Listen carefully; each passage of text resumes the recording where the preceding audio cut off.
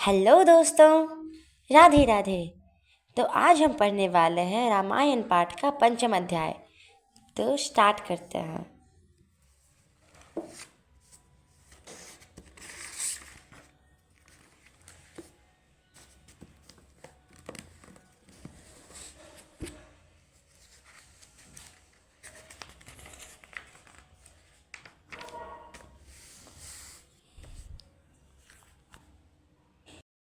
पांचवा अध्याय, रामायण के नवः श्रवण की विधि, महिमा तथा फल का वर्णन। तो दोस्तों, हमने रामायण के सभी माह के बारे में तो पढ़ लिया। चैत, कार्तिक मास, सभी मास के बारे में तो पढ़ लिया कि जो 3 मास थे जिसमें रामायण कथा श्रवण करने और पढ़ने की हमें बहुत पुण्य मिलता।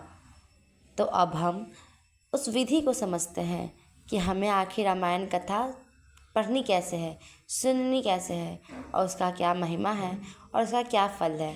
तो आइए स्टार्ट करते हैं। सूत जी कहते हैं, रामायण का यह महामात्य सुनकर मुनीश्वर सनत कुमार भी बहुत प्रसन्न हुए। उन्होंने मुनि श्रेष्ठ नारद जी से पुनः जिज्ञासा की। सनत कुमार बोले, मुनीश्वर, आपने रामायण का महामात्य कहा, अब मैं उसकी विधि सुनना चाहता हूँ। महाभाग मुने, आप तत्वार्थ ज्ञान में कुशल हैं, अतः अत्यंत कृपा पूर्वक इस विषय को यथार्थ रूप से बताइए। अर्थात सनत कुमार जी विधि जानना चाहते हैं रामायण कथा सुनने की।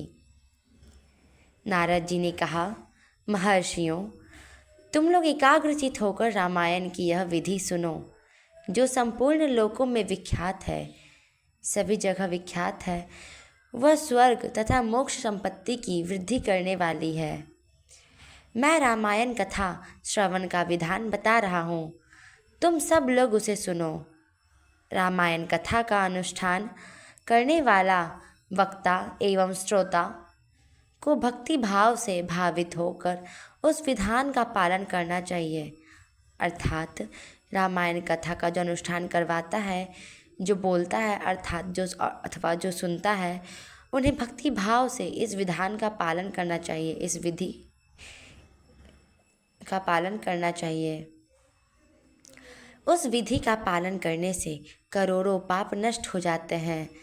चैत, माघ और कार्तिक मास के शुक्ल पक्ष की पंचमी तिथि को कथा आरंभ करनी चाहिए। पहले स्वस्ति वाचन करके फिर यह संकल्प करें कि हम 9 दिनों तक रामायण की अमृतमयी कथा सुनेंगे। पहले हम लोगों को स्वस्ति वाचन करना है। स्वस्ति वाचन करने के बाद यह संकल्प करना है कि हम 9 दिनों तक रामायण की अमृतमयी कथा सुनेंगे या करेंगे। फिर भगवान से प्रार्थना करें, श्री राम, आज से प्रतिदिन मैं आपकी अमृतमयी कथा सुनूंगा, यह आपके कृपा प्रसाद से परिपूर्ण हो। अर्थात मैं आपकी यह अमृतमयी कथा सुनूंगा और आप अपने कृपा से इसे निर्विघ्न पूर्वक पूर्ण करें। नित्य प्रति अपमार्ग की शाखा से दंत शुद्धि करके राम भक्ति में तत्पर हो विधि पूर्वक स्नान करें। अर्थात प्रतिदिन की भांति उस दिन भी अपना शौच करने के बाद, दंत शुद्धि अर्थात ब्रश करने के बाद राम भक्ति में जिज्ञासा पूर्वक विधि पूर्वक स्नान करें। अपनी इंद्रियों को संयम में रखकर भाई बंधुओं के साथ स्वयं कथा सुने। अपनी जितनी भी इंद्रियां हैं, 5 इंद्रियों को संयम में, कंट्रोल में रखकर अपने सभी भाई बहनों के साथ स्वयं भी कथा सुनिए। पहले अपने कुलाचार के अनुसार दंत धावन पूर्वक स्नान करके श्वेत वस्त्र धारण करें। पहले कुल्ला उल्ला करना है, सुबह उठकर जो आपका कुलाचार होता है, कुल्ला करना होता है। फिर दंत धावन अर्थात ब्रश करना होता है। उसके बाद स्नान करके श्वेत वस्त्र अर्थात सफ़ेद वस्त्र धारण करना है और शुद्ध होकर घर आकर मौन भाव से दोनों पैर धोने के पश्चात आचमन करके भगवान नारायण का स्मरण करें। अर्थात खुद शुद्ध होकर घर आने के बाद शांति से कुछ भी नहीं बोलना है। मौन भाव से दोनों पैर धोने के बाद आचमन करें। और भगवान नारायण का स्मरण करें। फिर प्रतिदिन देव पूजन करके संकल्प पूर्वक भक्ति भाव से रामायण ग्रंथ की पूजा करें। और प्रतिदिन भगवान की पूजा करने के बाद संकल्प पूर्वक, जिस तरह आपने संकल्प लिया है, संकल्प लेने के बाद भक्ति भाव से प्रेम पूर्वक रामायण ग्रंथ की, इस रामायण पुस्तक की पूजा करना है। व्रती पुरुष आवाहन, आसन, गंध, पुष्प आदि के द्वारा ओम नमो नारायणाय इस मंत्र से भक्ति परायण होकर पूजन करें।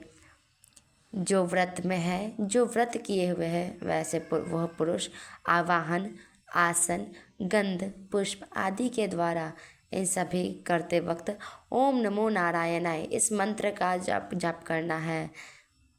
संपूर्ण पापों की निवृत्ति के लिए अपनी शक्ति के अनुसार 1, 2 या 3 बार प्रयत्न पूर्वक होम करें। अर्थात अपने संपूर्ण पापों को नष्ट करने के लिए आपकी जितनी क्षमता है, आपकी जितनी शक्ति है, उस अनुसार 1 बार, 2 बार या 3 बार प्रयत्न पूर्वक श्रद्धा से हवन करें। इस प्रकार जो मन और इंद्रियों को संयम में रखकर, कंट्रोल में रखकर रामायण की विधि का अनुष्ठान करता है, वह भगवान विष्णु के धाम में जाता है, जहाँ से लौटकर वह फिर इस संसार में नहीं आता। अर्थात अगर रामायण का अनुष्ठान कर रहे हैं, उनकी विधि पूर्वक पूजा कर रहे हैं, तो आप भगवान विष्णु के धाम में चले जाते हैं और वहाँ से लौटकर आना असंभव है। इस संसार के जन्म मृत्यु के इस चक्र से आप मुक्त हो जाएंगे। जो रामायण संबंधी व्रत को धारण करने वाला तथा धर्मात्मा है, वह श्रेष्ठ पुरुष चंडाल और पतित मनुष्य का सत्कार ना करे। अर्थात जो रामायण संबंधी रामायण का व्रत करता है और जो धर्मात्मा है, जो पुण्य आत्मा है, वह श्रेष्ठ पुरुष चंडाल अथवा नीच पुरुष का, पतित मनुष्य का, पापी व्यक्ति का सत्कार अर्थात आदर ना करे। जो नास्तिक, धर्म मर्यादा को तोड़ने वाले, परनिंदक और चुगलखोर हैं, उनका रामायण व्रतधारी पुरुष वाणी मात्र से भी आदर ना करे। अर्थात जो नास्तिक है, जिनकी पूजा अर्चना में कोई भक्ति नहीं, धर्म मर्यादा को तोड़ने वाला है, जो धर्म को, मर्यादा को तोड़ देते हैं, पर निंदक है, दूसरों की निंदा करते रहते हैं, चुगली करते रहते हैं, चुगलखोर हैं, उनका जो रामायण व्रतधारी है, जो रामायण व्रत करने वाले पुरुष हैं, वो वाणी मात्र से अर्थात सिर्फ बोलने पर भी उनका आदर ना करें। जो पति के जीवित रहते ही पर पुरुष के समागम से माता द्वारा उत्पन्न किया जाता है, उस जारज पुत्र को कुंड कहते हैं। अर्थात वैसी स्त्री जिसका पति जीवित है और फिर भी वह दूसरे पुरुष के संग से जिस पुत्र को जन्म देती है, उस जारज पुत्र को कुंड कहते हैं। ऐसे कुंड के यहाँ जो भोजन करता है, जो गीत गाकर जीविका चलाता है, देवता पर चढ़ी हुई वस्तुओं का उपभोग करने वाले मनुष्य का अन्न खाता है, वैद्य है, लोगों की मिथ्या प्रशंसा में कविता लिखता है, देवताओं और ब्राह्मणों का विरोध करता है, पराये अन्न का लोभी है और पर स्त्री में आसक्त रहता है, ऐसे मनुष्य का भी रामायण व्रती पुरुष वाणी मात्र से भी आदर ना करें। अर्थात वैसे कुंड जो उस बच्चा है, जो पति के द्वारा ना उत्पन्न करके किसी पराये पुरुष द्वारा उत्पन्न किया गया पुत्र है, उसे कुंड कहते हैं। और उस कुंड के यहाँ जो भी व्यक्ति भोजन करता है, जो भी गीत गाता है और देवता पर चढ़ी हुई, भगवान पर चढ़ी हुई वस्तुओं का उपभोग करता है, उनको यूज़ करता है, मनुष्य उनका अन्न खाता है, वैद्य है अर्थात डॉक्टर है, लोगों की झूठ मूठ की प्रशंसा में कविता लिख देता है, देवताओं और ब्राह्मणों का विरोध करता है, पराये अन्न का लोभी है, पर स्त्री में आसक्त रहता है, पर नारी के पीछे दीवाना रहता है एक तरह से, ऐसे मनुष्य का भी रामायण व्रती जो रामायण का व्रत करते हैं, वैसे पुरुष वाणी मात्र से अर्थात केवल बोलने मात्र से भी आदर ना करें। इस प्रकार के दोषों से दूर एवं शुद्ध होकर जितेंद्रिय एवं सबके हित में तत्पर रहते हुए जो रामायण का आश्रय लेता है वह परम सिद्धि को प्राप्त होता है।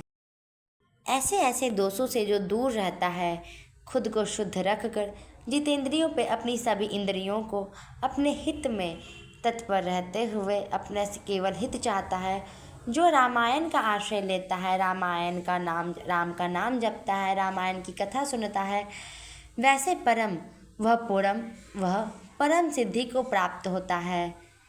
गंगा के समान तीर्थ, माता के तुल्य गुरु, भगवान विष्णु के सदृश देवता तथा रामायण से बढ़कर कोई उत्तम वस्तु नहीं है। अर्थात गंगा के समान तीर्थ और माता के समान गुरु, भगवान विष्णु के समान देवता और रामायण से बढ़कर कोई अधिक उत्तम वस्तु, कोई ज़्यादा विशेष वस्तु नहीं है। वेद के समान शास्त्र, शांति के समान सुख, शांति से बढ़कर ज्योति तथा रामायण से उत्कृष्ट कोई काव्य नहीं है। क्षमा के सदृश बल, कृति के समान धन, ज्ञान के सदृश लाभ तथा रामायण से बढ़कर कोई उत्तम ग्रंथ नहीं है। अर्थात क्षमा की तुलना में बल, कृति के समान धन, ज्ञान की तुलना में ज्ञान के समान लाभ और रामायण से बढ़कर कोई उत्तम ग्रंथ नहीं है, कोई काव्य नहीं है। रामायण कथा के अंत में वेदज्ञ वाचक को दक्षिणा सहित गौ का दान करना चाहिए। उन्हें रामायण की पुस्तक तथा वस्त्र और आभूषण आदि दे। अर्थात रामायण कथा पूर्ण होने के बाद, खत्म होने के बाद वेदज्ञ को अर्थात पंडित को, ब्राह्मण को, जो वाचक है उनको दक्षिणा सहित, दक्षिणा देने के साथ गौ का दान करें, एक गाय का दान करें। उन्हें रामायण की पुस्तक और वस्त्र और आभूषण आदि दे। जो वाचक को रामायण की पुस्तक देता है वह भगवान विष्णु के धाम में जाता है, जहाँ जाकर उसे कभी शोक नहीं करना पड़ता। अर्थात जो ब्राह्मण है, जो रामायण की कथा सुना रहे हैं, उनको अगर रामायण की पुस्तक भेंट दे दी जाए, अगर उनको रामायण की पुस्तक दक्षिणा में दी जाए, तो वह भगवान विष्णु के धाम में जाता है, जहाँ जाकर उसे कभी शोक, कभी दुख नहीं करना पड़ता। धर्मात्माओं में श्रेष्ठ सनत कुमार रामायण की नवाह कथा सुनने से यजमान को जो फल प्राप्त होता है उसे सुनो। पंचमी तिथि को रामायण की अमृतमयी कथा को आरंभ करके उसके श्रवण मात्र से मनुष्य सब पापों से मुक्त हो जाता है। अर्थात पंचमी तिथि को, 5वें दिन को ही रामायण की अमृतमयी कथा शुरू करनी चाहिए। उसके श्रवण मात्र से मनुष्य का सब पाप नष्ट हो जाता है। यदि 2 बार यह कथा श्रवण की गई, यदि 2 बार इस कथा को सुना गया, तो श्रोताओं को, सुनने वाले को पुंडरीक यज्ञ का फल मिलता है। जो जितेंद्र पुरुष व्रत धारण पूर्वक रामायण कथा को श्रवण करता है वह 2 अश्वमेघ यज्ञों का फल पाता है। अर्थात जो जितेंद्र पुरुष, जो अपनी इंद्रियों को कंट्रोल में रखते हैं, वैसे पुरुष व्रत धारण करके, व्रत में रहकर इस रामायण कथा को सुनता है, उसे 2 अश्वमेघ यज्ञों का फल प्राप्त होता है। सतयुग में यही अश्वमेघ यज्ञ को करवाने के लिए बड़े बड़े राजाओं को बहुत समय लगता था। या ध्यान में रखें, ध्यान करें कि रामायण में श्री रामचंद्र जी ने भी अश्वमेघ यज्ञ का ही आयोजन किया था, और जिससे उनके पूरे राज्य में शांति की और वैभव की स्थापना हो सके।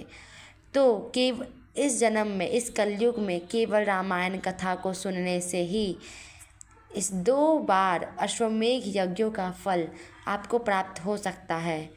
मुनिवरों, जिसने 4 बार इस कथा का श्रवण किया है, इस रामायण को सुना है, वह 8 अग्नियोष्टमेक परम पुण्य का फल का भागी होता है। जिस महामनस्वी पुरुष ने 5 बार रामायण कथा श्रवण का व्रत पूरा कर लिया है, वह अग्निष्टोम यज्ञ के द्विगुण पुण्य का फल का भागी होता है।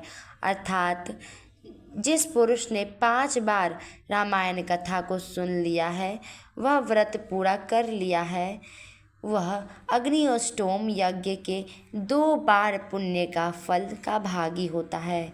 जो एकाग्रचित्त होकर इसे 6 बार रामायण कथा के व्रत का अनुष्ठान पूरा कर लेता है, वह अग्निष्टोम यज्ञ के 8 गुने फल का भागी होता है। अर्थात जो 6 बार रामायण की कथा सुनता है, उसे अग्निष्टोम यज्ञ के 8 गुने फल का भागी होता है, 8 गुने फल प्राप्त होता है।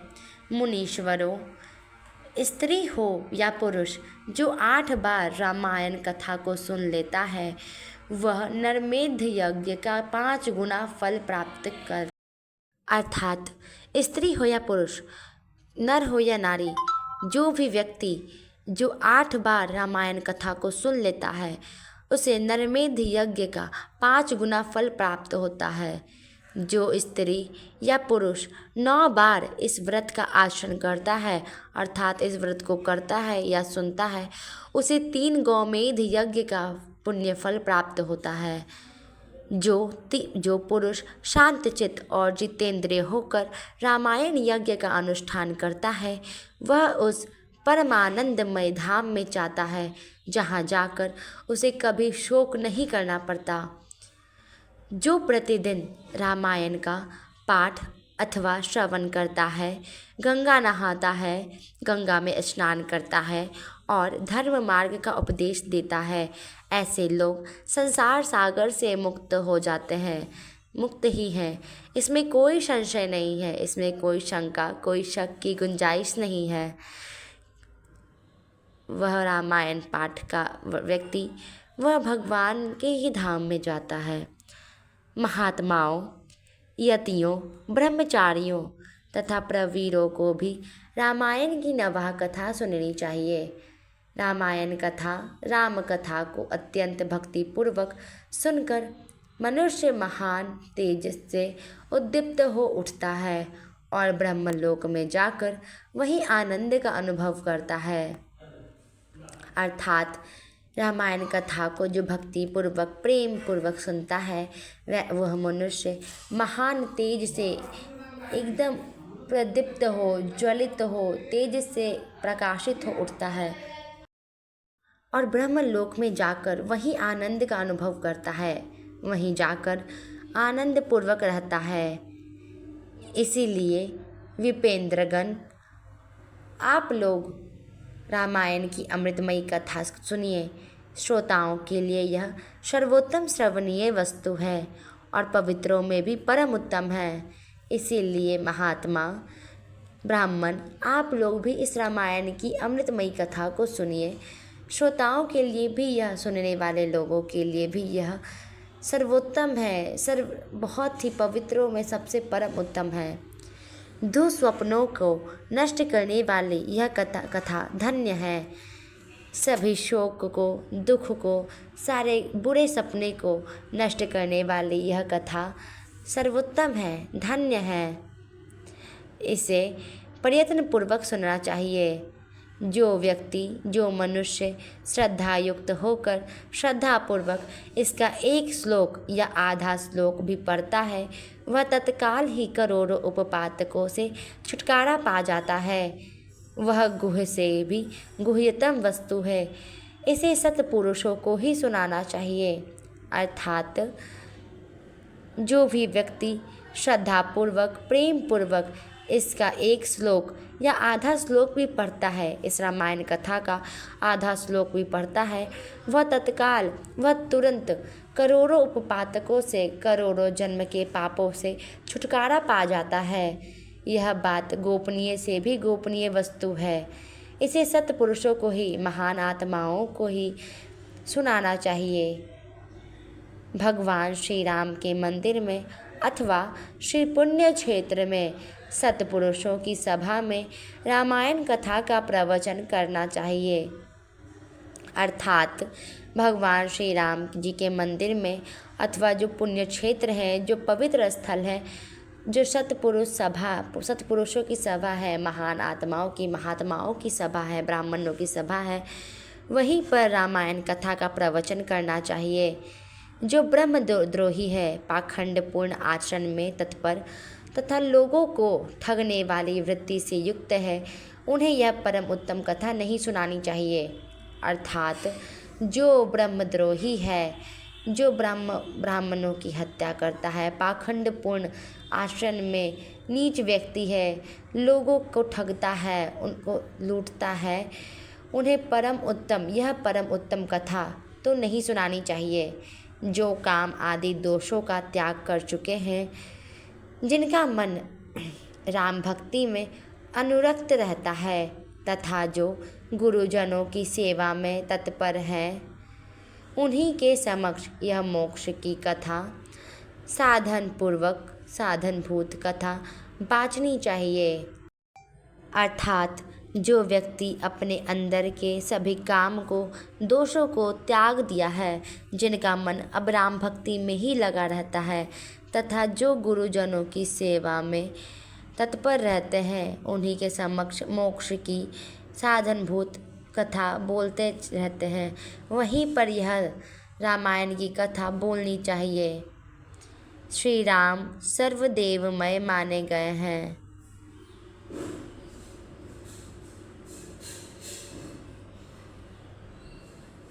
वे आर्त प्राणियों की पीड़ा का नाश करने वाले हैं तथा श्रेष्ठ भक्तों पर सदा ही स्नेह करके रखते हैं। वे भगवान भक्ति से ही संतुष्ट होते हैं, दूसरे किसी उपाय से नहीं। जो श्री राम हैं वो सभी देवों को माने गए हैं, सर्वदेवमय हैं, सभी देवों में मिलते हैं। वे आर्त प्राणियों की पीड़ा का नाश करते हैं, वे सभी प्राणियों की पीड़ा का, दुखों को नाश करते हैं और श्रेष्ठ भक्तों पर, जो महान भक्त हैं, उन पर सदा ही स्नेह प्यार रखते हैं, प्रेम रखते हैं। वे भगवान भक्ति से ही संतुष्ट होते हैं। वे केवल आपकी भक्ति से ही संतुष्ट होंगे, दूसरे किसी वस्तु से नहीं। मनुष्य विवश होकर भी उनके नाम का कीर्तन अथवा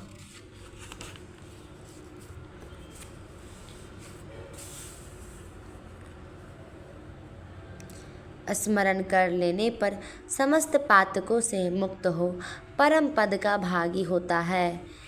महात्माओं, भगवान मधुसूदन संसार रूपी भयंकर एवं दुर्गम वन को भस्म करने के लिए दावान नल के समान हैं। वे अपना स्मरण करने वाले मनुष्य के समस्त पापों का शीघ्र ही नाश कर देते हैं। अर्थात भगवान मधुसूदन अर्थात नारायण संसार रूपी भयंकर इस भयंकर रूप एवं दुर्गम वन को भस्म करने के लिए दानव के समान हैं। वे अपने स्मरण में करने वाले को, उनसे प्रेम करने वाले व्यक्तियों के पापों को जल्द से जल्द नष्ट कर देते हैं। इस पवित्र काव्य के प्रतिपाद्य विषय वे ही हैं। अतः यह परम उत्तम काव्य सदा ही श्रवण करने योग्य है। इसका श्रवण अथवा पाठ करने से यह समस्त पापों का नाश करने वाला है। जिसकी श्री राम रस में प्रीति एवं भक्ति है, वही संपूर्ण शास्त्रों के अर्थ ज्ञान में निपुण और कृतकृत्य है। ब्राह्मणों, उसी की उपार्जित की हुई तपस्या पवित्र, सत्य और सफल है, क्योंकि राम रस में प्रीति हुए बिना रामायण के अर्थ श्रवण में प्रेम नहीं होता है। अर्थात जो भगवान की तपस्या में लीन रहता है, उन्हीं की उपार्जित की हुई, उन्हीं से उपजी हुई पवित्र, सत्य और सफल है। क्योंकि राम के रस में, राम के प्रेम में डूबे बिना रामायण के अर्थ और श्रवण में प्रेम नहीं होता है। जो द्विज इस भयंकर कलिकाल में रामायण तथा श्री राम नाम का सहारा लेते हैं, वे ही कृतकृत्य हैं। रामायण की इस अमृतमयी कथा का नवा श्रवण करना चाहिए। जो महात्मा ऐसा करते हैं वे कृतज्ञ हैं। उन्हें प्रतिदिन मेरा बारंबार नमस्कार है। श्री राम का नाम, केवल श्री राम नाम ही मेरा जीवन है। कलयुग में और किसी उपाय से जीवों को सद्गति नहीं होती। सूत जी कहते हैं, महात्मा नारद जी के द्वारा इस प्रकार ज्ञानोपदेश पाकर सनत कुमार जी को तत्काल ही परमानंद की प्राप्ति हो गई। अतः वृप्रवरो, तुम सब लोग रामायण की अमृतमयी कथा सुनो।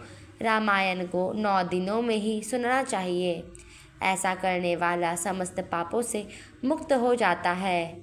द्विजोत्तमों, द्विज आत्माओं, इस प्रकार इस महान काव्य को सुनकर जो वाचक की पूजा करता है, उस पर लक्ष्मी सहित भगवान विष्णु प्रसन्न होते हैं। विपेंद्रगण, वाचक के प्रसन्न होने पर ब्रह्मा, विष्णु और महादेव जी प्रसन्न हो जाते हैं। इस विषय में कोई अन्यथा विचार नहीं करना चाहिए।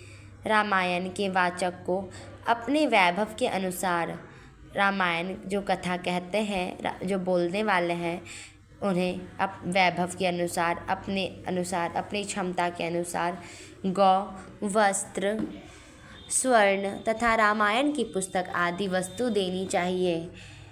उस दान का पुण्य फल बता रहा हूँ, आप लोग एकाग्रचित होकर सुने। उस दाता को ग्रह और भूत वेताल आदि कभी बाधा नहीं पहुँचाते। श्री राम चरित्र का श्रवण करने पर श्रोताओं के संपूर्ण श्रेय की वृद्धि होती है। उसे ना तो अग्नि की बाधा प्राप्त होती है और ना चोर आदि का भय ही। वह इस जन्म में उपार्जित किए हुए समस्त पापों से तत्काल मुक्त हो जाता है। वह इस शरीर का अंत होने पर अपनी 7 पीढ़ियों के साथ मोक्ष का भागी होता है। पूर्व काल में, अर्थात सुनिए, वह अग्नि की बाधा प्राप्त, उसे अग्नि की कोई बाधा प्राप्त नहीं होती है। जो व्यक्ति रामायण वाचक को रामायण की पुस्तक भेंट करता है, वस्त्र आदि देता है, गौ का दान करता है, स्वर्ण आदि देता है, उन्हें भूत पेताल तो बिल्कुल परेशान नहीं करते हैं और अग्नि भी बाधा नहीं पहुंचाती है और न चोर आदि का भय रहता है। वह इस जन्म में उपार्जित किए हुए समस्त पापों से तत्काल मुक्त हो जाता है। उनके सभी पाप तुरंत मुक्त हो जाते हैं, नष्ट हो जाते हैं। वह इस शरीर का अंत होने पर अपनी 7 पीढ़ियों के साथ मोक्ष का भागी होता है। वह खुद तो मोक्ष प्राप्त करता है, ये साथ साथ अपनी 7 पीढ़ियों को भी तार देता है। पूर्व काल में सनत कुमार मुनि के भक्ति पूर्वक पूछने पर नारद जी ने उनसे जो कुछ कहा था वह सब मैंने आप लोगों को बता दिया। पिछले जन्म में सनत कुमार जी ने, मुनि ने भक्ति पूर्वक पूछने पर नारद जी ने उनसे जो कुछ कहा वह सब मैंने आप लोगों को बताया। रामायण आदि काव्य है वह संपूर्ण वेदार्थों की सम्मति के अनुकूल है। इसके द्वारा समस्त पापों का निवारण हो जाता है। यह पुण्यमय काव्य संपूर्ण दुखों का विनाशक तथा संपूर्ण समस्त पापों और पुण्यों यज्ञों का फल देने वाला है। जो विद्वान इसके एक या आधे श्लोक का भी पाठ करते हैं उन्हें कभी पापों का बंधन नहीं प्राप्त होता। श्री राम को समर्पित किया हुआ यह पुण्य काव्य संपूर्ण कामनाओं को देने वाला है। जो लोग भक्तिपूर्वक इसे सुनते और समझते हैं उनको प्राप्त होने वाले पुण्य फल का वर्णन सुनो। वे लोग 100 जन्मों में उपार्जित किए हुए पापों से तत्काल मुक्त हो अपनी हजारों पीढ़ियों के साथ परम पद को प्राप्त होते हैं। जो प्रतिदिन श्री राम का कीर्तन सुनते हैं उनके लिए तीर्थ सेवन, गोदान, तपस्या तथा यज्ञों की क्या आवश्यकता है। जो व्यक्ति प्रतिदिन रामायण का कीर्तन करते हैं, रामायण का कीर्तन सुनते हैं, कथा सुनते हैं, उनके लिए ये तीर्थ सेवन, गौदान, गाय का दान, तपस्या और यज्ञों की क्या आवश्यकता है। चैत्र, माघ और कार्तिक में रामायण की अमृतमयी कथा का नवा पारायण सुनना चाहिए। रामायण श्री रामचंद्र जी की प्रसन्नता प्राप्त करने वाला, श्री राम भक्ति को बढ़ाने वाला, समस्त पापों का विनाशक तथा सभी संपत्ति को वृद्धि करने वाला है। जो एकाग्रचित होकर रामायण को सुनता अथवा पढ़ता है, वह सब पापों से मुक्त हो भगवान विष्णु के लोक में जाता है। इस प्रकार श्री स्कंद पुराण के उत्तरखंड में श्री नारद सनत कुमार संवाद के अंतर्गत रामायण महामात्य के प्रसंग में फल का वर्णन नामक 5वां अध्याय पूरा हुआ। राधे राधे।